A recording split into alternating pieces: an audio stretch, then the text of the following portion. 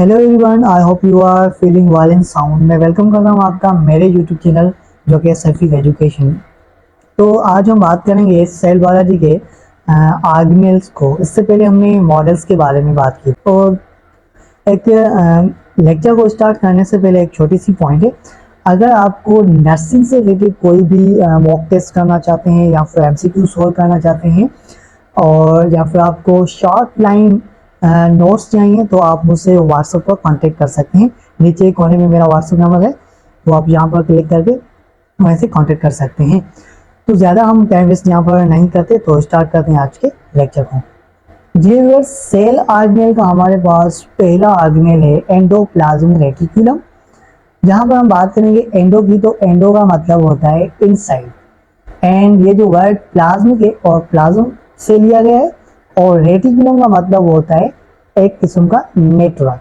ठीक है, इससे ये क्लियर हो गया कि एंडोप्लाज्म रेटिकुलम जो है ये एक किस्म का नेटवर्क होता है।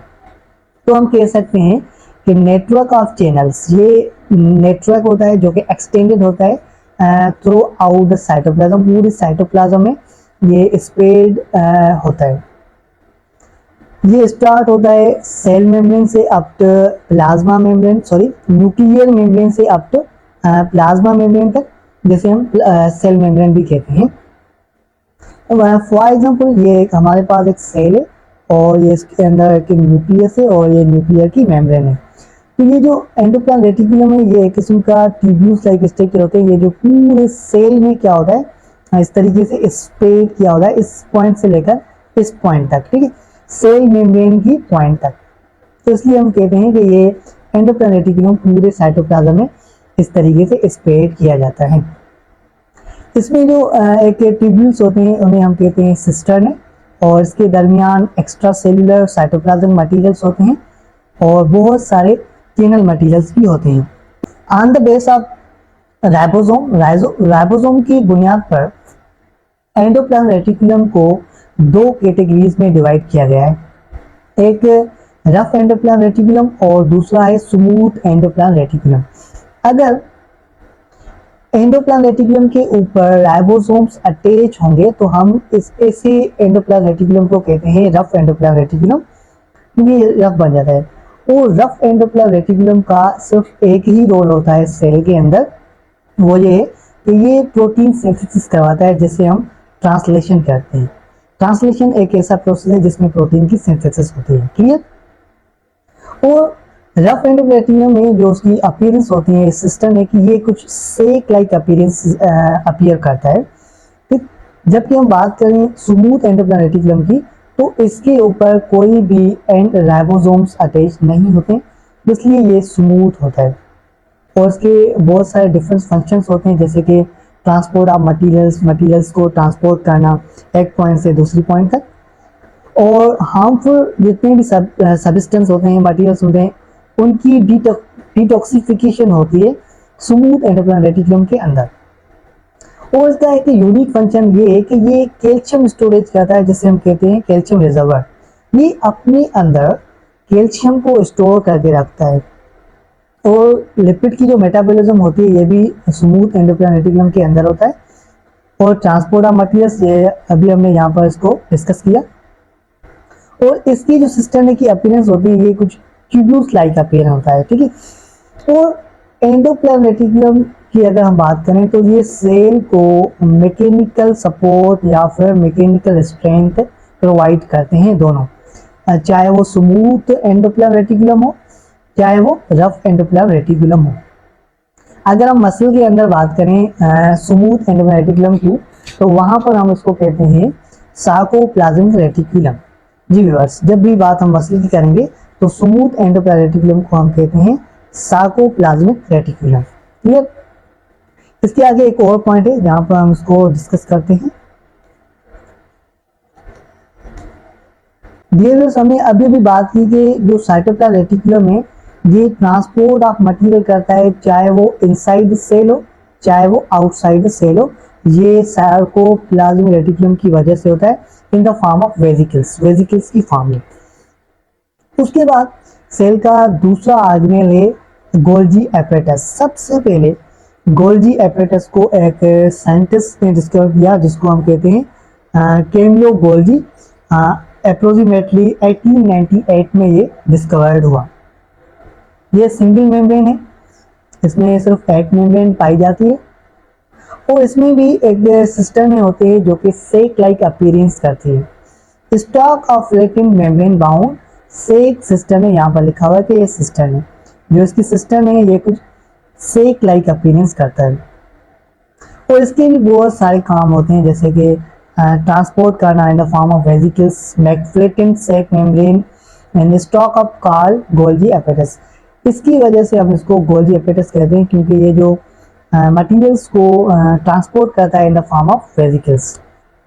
इसमें फेस बनते हैं, जैसे कहते हैं फार्मिंग फेस, और इसमें कन्वेक्स फेस भी हम इसको कह सकते हैं। और दूसरा होता है मैच्योरिंग फेस, जिसमें कनकेव फेस होता है, ठीक है।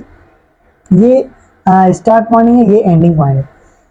ट्रांसपोर्ट फेस, ठीक है, और इसका तीसरा नाम है transport face, where the system breaks up into the vesicles again secretory cells, ठीक है। देखो क्या होता है इस मैच्योरिंग फेस में, ये जो सिस्टम में होता है ये ब्रेकअप होता है इन वेसिकल्स में, ठीक है। इसकी मदद से जो मटेरियल्स होते हैं वो सीक्रेट होते हैं, ट्रांसपोर्ट होते हैं। और चार्ट में हम जानते हैं कि इसके लिए ये यहाँ पर लिखा हुआ है कि गोल्जी कॉम्प्लेक्स इक्वल होता है सिस्टम है plus in the form of vesicles. ज़्यादातर इसका जो रोल होता है वो वेसिकल्स में ही होता है। अब बात करते हैं फंक्शन की, तो ये पैकेजिंग करता है। सबसे पहले ये मटेरियल को पैक करता है, उसके बाद फिनिशिंग द प्रोडक्ट, जितने भी प्रोडक्ट्स होंगे सेक्रेटरी सेल्स होंगे उनको फिनिश कर देगा, खत्म कर देगा। Transport vesicles can be use as intra और एक्स्ट्रा सेल्यूलर। उस प्रोडक्ट को ट्रांसपोर्ट करने के लिए इंट्रा और एक्स्ट्रा सेल्यूलर का इस्तेमाल होगा। और जितने भी कॉन्जुगेटेड मॉलिक्यूल्स हैं, चाहे वो ग्लाइकोलिपिड्स हो, ग्लाइकोप्रोटीन्स हो, ये गोल्जी कॉम्प्लेक्स में ही फॉर्म होते हैं, बनते हैं इसके अंदर। तो हम कह सकते हैं जो पोस्टमैन का काम होता है सेल के अंदर, ये गोल्जी एपेटस परफॉर्म करता है।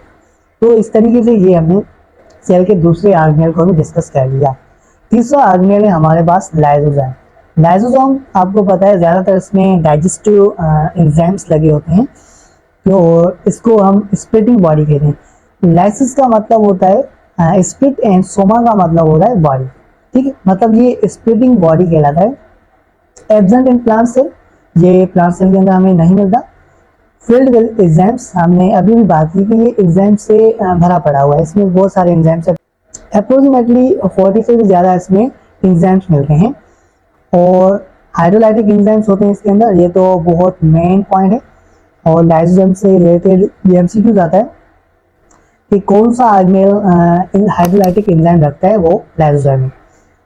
एसिडिक फास्ट बेस एंजाइम्स इसके अंदर पाया जाता है। और लाइसोजाइम जो होता है वो ऑटोफेगी होता है, आइटोलाइसिस कहलाता है, एक्स्ट्रा सेलुलर डाइजेशन, जितनी भी डाइजेशन होती है सेल के अंदर ये लाइसोजाइम कंट्रोल करता है। ऑटोफेगी क्या होता है, देखो यहाँ पर ये किस्म का प्रोसेस है जिसमें अनवांटेड स्ट्रक्चर सेल के अंदर लाइसोसोम इंगल्फ्ड कर देता है, उसको खा जाता है, ऐसे कि हम उसको खत्म कर देता है। तो हम इसको कहते हैं ऑटोफेगी, और ये प्रॉपर्टी होता है सेल के अंदर लाइसोसोम की और किसी ऑर्गेनेल की नहीं होती। ये मटेरियल को ट्रांसपोर्ट करता है इन the form of vesicles from rough end of the reticulum से स्मूथ एंड ऑफ रेटिकुलम से होकर सीधे साइटोप्लाज्म में। और ये इनएक्टिव एंजाइम्स को भी ट्रांसपोर्ट करता है, जैसे कि पेप्सिनोजेन, पेप्सिन हो गया, ठीक है, इस तरीके से। Golgi finishing and packaging, primary lysosome, जो गोल्जी का हमने यहाँ पर देखा कि ये प्रोडक्ट को फिनिश कर देता है, इट मीन्स ये पैकेज करके उसको मॉडिफाई कर देता है। प्राइमरी लाइसोजाइम, अगर लाइसोजाइम बन गया सेल के अंदर, अपना फंक्शन स्टार्ट करने से पहले हम लाइसोजाइम को कहते हैं primary lysozyme. Use in extra intra cellular digestion, ये एक्स्ट्रा इंट्रा सेल्युलर डाइजेशन कराता है। सेकेंडरी लाइसोजाइम, जब लाइसोजाइम अपना काम स्टार्ट करता है तो हम उसको कहते हैं secondary lysozyme. Primary lysozyme plus में जब उसके साथ कोई भी फूड वैक्यूल अटैच होता है तो ये कहता है हेट्रोफेगोसोम्स। जब ये डिफरेंट मटेरियल से अटैच होते हैं तो दरअसल वो फूड वैक्यूल बनाते हैं। ओके, सेकेंड लाइसोसोम प्लस में ऑन सेल स्ट्रक्चर। अगर लाइसोसोम अपने सेल को खुद इंगल्ट करता है, यहाँ पर हमने बात की, यहाँ पर उसको खत्म करता है, तो ये ऑटोफेगी कहलाता है। ये किस्म का प्रोसेस है। ये सारे जितने भी फंक्शन है ये लाइसोसोम के अंदर परफॉर्म किए जाते हैं। डियर व्यूअर्स, फर्दर बात करते हैं लाइसोसोम के हवाले से। Dear viewers, lysosomal storage disorders, lysosome के अंदर स्टोरेज डिसऑर्डर्स बन जाते हैं, उसको भी देखते हैं यहाँ पर। Several conjunctional disease have been found to be due to accumulation of substance in cell। अगर सेल के अंदर सब्सटेंस की एक्यूमुलेशन हो जाती है तो ये लाइसोसोमल स्टोरेज डिसऑर्डर्स कहलाते हैं। जैसे कि ग्लाइकोजेनेसिस 2, डिफिशियंसी ऑफ ग्लाइकोजेनेस एंजाइम। अगर लाइसोसोम के अंदर ग्लाइकोजेनेस एंजाइम की डिफिशियंसी हो जाती है तो ये कहलाती है glycogenesis 2। Glycogenesis, glycogen to glucose. तो ग्लाइकोजेनेसिस का एंजाइम का ये रोल होता है कि ये ग्लाइकोजीन को ग्लूकोज में कन्वर्ट करता है। अगर लाइसोसोम के अंदर कोई भी ग्लाइकोजिनेस एंजाइम नहीं मिलता तो ये जो ग्लाइकोजीन है ये एक्यूमुलेट हो जाएगा, एक्यूमुलेशन हो जाएगी सब्सटेंस की, ये ग्लूकोज में ब्रेक डाउन नहीं होगी इसकी। तो यहाँ पर हम इसको कहेंगे लाइसोसोमल स्टोरेज डिसऑर्डर। ग्लाइकोजीन यहाँ पर लिखा हुआ है कि ग्लाइकोजीन एक्यूमुलेट हो जाएगा और तो इसमें जो डिसऑर्डर्स हैं ये क्या हो जाएंगे, चांसेस इंक्रीज हो जाएंगे इसके। तो इस तरीके से जो सेल है ये डिस्टर्ब हो जाएगा, जिसमें ये डिजीज है टीचेजिस डिजीज। ठीक है, और भी डिजीज होती है टीचेजिस disease, lipid catabolism enzyme deficiency. तो इसमें ये जो टीचेजिस डिजीज है ये इसलिए होती है क्योंकि इसमें जो लिपिड की मेटाबॉलिज्म होती है ये सीज हो जाती है। लिपिड है ये ब्रेक डाउन नहीं हो पाती, इसलिए क्योंकि उसका जो एंजाइम है, एंजाइम की डिफिशियंसी हो जाती है। तो लिपिड सेल के अंदर एक्यूमुलेट हो जाता है, तो उस तरीके से ये जो डिजीज है टेचिस डिजीज ये हो जाता है। तो इसे हम कहते हैं लाइसोसोमल स्टोरेज डिसऑर्डर्स। ठीक है डियर व्यूअर्स, नेक्स्ट आदमी है राइबोसोम। राइबोसोम के पास कोई भी मेम्ब्रेन नहीं होता। ये किस्म का ग्रेन्यूल्स है एंड फ्रीली डिस्पर्ड होता है साइटोप्लाज्म के अंदर, या फिर समटाइम ये अटैच होता है एंडोप्लाज्म रेटिकुलम के साथ। हमने अभी भी बात की कि एंडोप्लाज्म रेटिकुलम को दो कैटेगरीज में डिवाइड किया है, एक स्मूथ एंडोप्लाज्म रेटिकुलम, दूसरा रफ एंडोप्लाज्म रेटिकुलम। राइबोसोम्स का काम होता है प्रोटीन सिंथेसिस, ये प्रोटीन्स को बनाने में इसका रोल होता है, इसलिए हम राइबोसोम्स को कहते हैं प्रोटीन फैक्ट्री। अभी भी हमने बात की कि नो मेम्ब्रेन, इसमें कोई भी मेम्ब्रेन नहीं होती। डियर्स, न्यूक्लियस को हम राइबोसोम्स के लिए राइबोसोम की फैक्ट्री कहते हैं, क्योंकि जो राइबोसोम्स की प्रोडक्ट होती है, जो राइबोसोम्स की जो राइबोसोम है ये न्यूक्लियस के अंदर बनते हैं, असेंबल होते हैं और वो वहां से बाहर ट्रांसपोर्ट किए जाते हैं साइटोप्लाज्म के बाहर। राइबोसोम्स का ज्यादातर काम होता है प्रोटीन सिंथेसिस, इसलिए हम इसको प्रोटीन फैक्ट्री कहते हैं।